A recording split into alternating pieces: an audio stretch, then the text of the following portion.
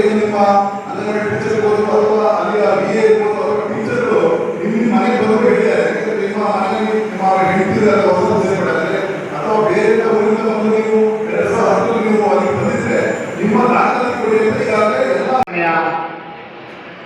ಸಭೆಯ ಅಂಗವಾಗಿ ಸೇರಿರ್ತಕ್ಕಂಥ ಶ್ರವಣಬೆಳಗೊಳ ಮಂಡಲದ ಅಧ್ಯಕ್ಷರಾದಂಥ ಗಂಗಣ್ಣವರೇ, ಜಿಲ್ಲೆಯ ಪ್ರಧಾನ ಕಾರ್ಯದರ್ಶಿಗಳು, ಮಾಜಿ ಜಿಲ್ಲಾ ಪಂಚಾಯತ್ ಸದಸ್ಯರು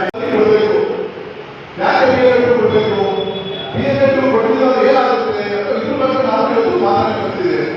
ಪ್ರಥಮವಾಗಿ BLA 1 ಅಂತ ಇರ್ತಾರೆ. BLA 1 ಅಂದ್ರೆ ಇಡೀ ವಿಧಾನದಲ್ಲಿ ಕೊಡಬೇಕು. ಯಾಕೆ BLA 2 ಕೊಡಬೇಕು? BLA 2 ಕೊಟ್ಟಿಲ್ಲ ಏನಾಗುತ್ತೆ ಇದ್ರ ಬಗ್ಗೆ ನಾವು ಇವತ್ತು ಮಾತನಾಡ್ತಿದ್ದೇವೆ.